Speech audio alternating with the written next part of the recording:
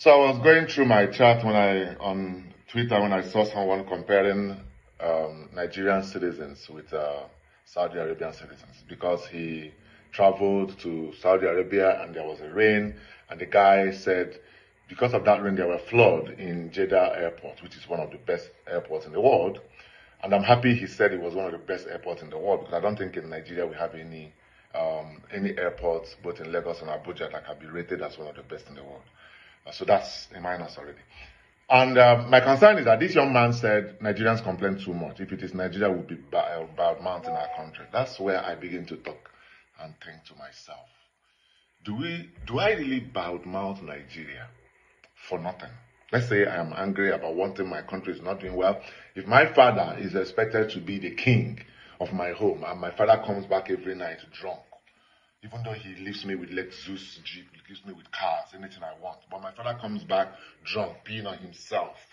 As a rich man, tough man he is, everybody in the world knows him as one of the best oil-producing countries in the world, and with standard people all over the world. And my father comes back peeing, pooing, drinking, smoking, messing around, throwing money anyhow, doing things that I don't like.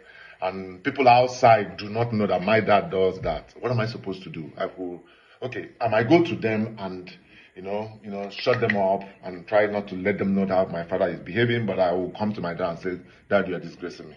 All right? You are disgracing me. Stop doing this. That's how I view Nigerians when we react to other things that Nigeria do. All right? So when that man said that, and I begin to think about what could make a Saudi Arabian citizen not to complain so much about Saudi Arabia, but a Nigerian citizen definitely be burning down whenever something about Nigeria comes out. One is because a Nigerian citizen will expect Nigeria to behave much more than Nigeria is behaving. It's as if the few 1% of Nigerians who are in the top don't see any problem with Nigeria, whereas 99% of Nigerians who are struggling and suffering want Nigeria to be better, right? So, by population, Saudi Arabia is approximately 38 million people. So we are approximately 200 million bigger than Saudi Arabia. So meaning I'm going to be working towards making sure that these my children that are 200 million fraction more than this country, I try to do much more than these other smaller countries doing for them.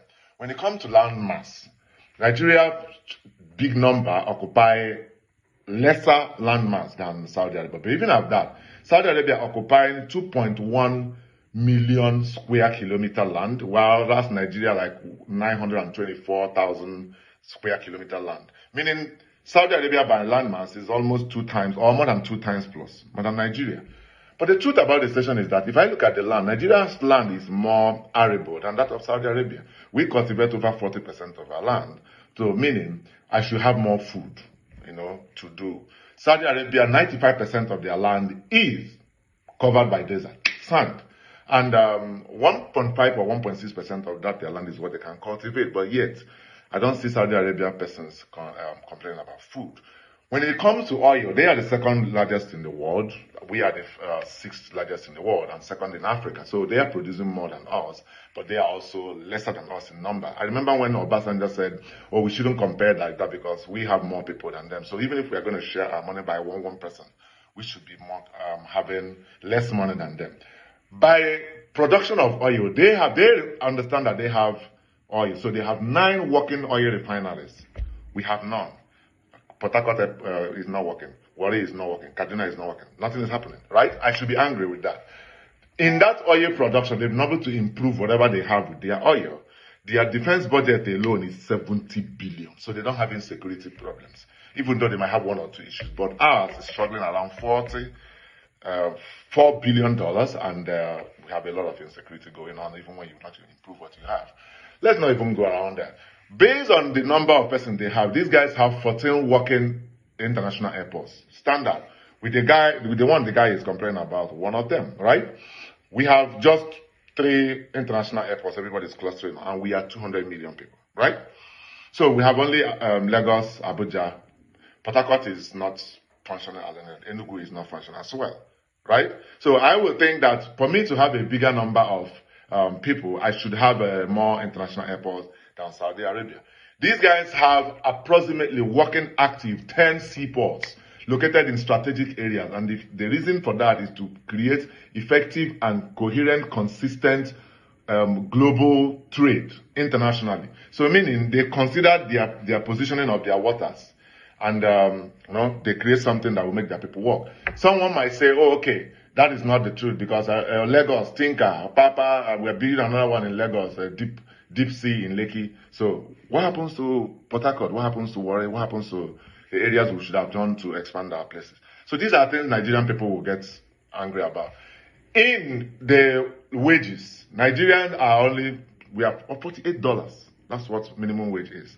In their country, minimum wage is $1,100. That is to say, while a Nigerian graduate is earning 75,000 naira, a regular Saudi Arabia person is earning 1.6 million. Right?